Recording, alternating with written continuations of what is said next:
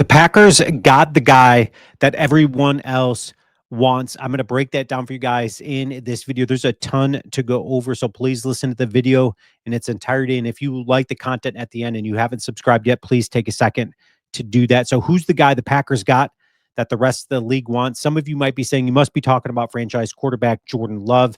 Being as young as he has, accomplished what he has so far.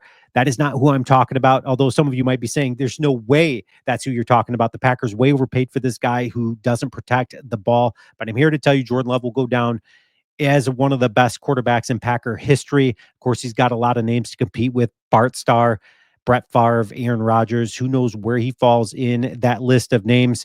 But what he was able to do and accomplish his first year as a starting quarterback in the league, throwing for 4,159 yards, passing 32 touchdowns and 11 interceptions, and chasing that up while being injured this season, throwing for 2,518 yards and counting, 20 touchdowns and 11 interceptions. Is he able to chase up the same performance he had last season, taking the Packers so close to an NFC championship game? I think that is exactly what you're going to see out of Jordan Love. And then probably more, I'm hoping, for a Super Bowl run or appearance. Of course, some of you might be saying that's pretty lofty thinking, but listen to the analysts out there. They're saying the same thing. But Jordan Love is not who I'm talking about. I'm talking about general manager Brian Gutekunst.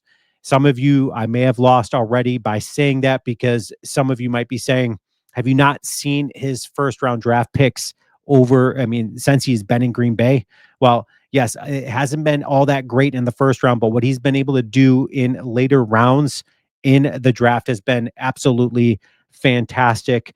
The way that he's drafted and rebuilt this team after losing Aaron Rodgers and rebuilding year one after losing Aaron Rodgers, you get so close to an NFC championship game, and the Packers record, what it is this season, has been attributed to what he's been able to do through the draft, dropping players when he has, allowing the Packers cap to be built up, getting free agents the way that he has, like this offseason, and Xavier McKinney, who's won games for the Packers this season already, or even Josh Jacobs, who's won games for the Packers this season, or collectively they've won games for the Packers this season, or even trading Preston Smith and allowing Lucas Van Ness, an undrafted free agent, Brenton Cox, to go out and showcase what they're able to do, putting pressure on quarterbacks, something we haven't seen so far this season. It's been nice. Or even adding a guy like Matt LaFleur to the coaching staff. Matt LaFleur, one of the greatest to do it in the game already,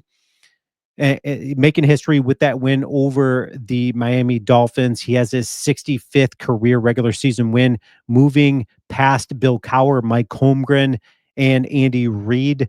The only one that has done it better than him is through 6 seasons is George Seifert with the San Francisco 49ers, who I think he took them to a Super Bowl appearance, something Matt LaFleur hasn't done yet. I'm sure he's looking to add that under his belt. Matt LaFleur, this is a funny tweet right here. He has fewer losses at 30 as a Packers head coach in 6 seasons than Matt Eberflus has had as a head coach in the 2.5 seasons. He's got 32 losses. Of course, he's not with the Bears anymore this season, but a funny tweet right there. But you take a look at what Brian Gutekunst has done, drafting Jordan Love when he did, allowing him to just develop under one of the best quarterbacks to ever do it in the game, in Aaron Rodgers. But the way that they traded Aaron Rodgers, trading him when they did, you see how what a dumpster fire the New York Jets are currently under Aaron Rodgers. And let's take a look at the standings and where the New York Jets fall. Well, their record is 3-9. They're 12th in the AFC as it stands right now. Certainly not going to make the playoffs this season, but the way that Brian Gutekunst handled that entire situation, everybody can look back at that and say, wow, what an absolute win, drafting Jordan Love when they did, parting ways with Aaron Rodgers, or even parting ways with Devontae Adams when they did. The dude is still a successful wide receiver. How successful? Well, this season, he hasn't, with the Jets, he hasn't had an over plus 100 game yet. He's got 2 touchdowns through 6 games with the New York Jets, but the Packers moved on from Devontae Adams was absolutely at the right time, or even moving on from guys like John Runyon, who who the Giants paid, I think 3 years, 30 million, 17 million guaranteed. He ranks 62 out of 76 guards in the league.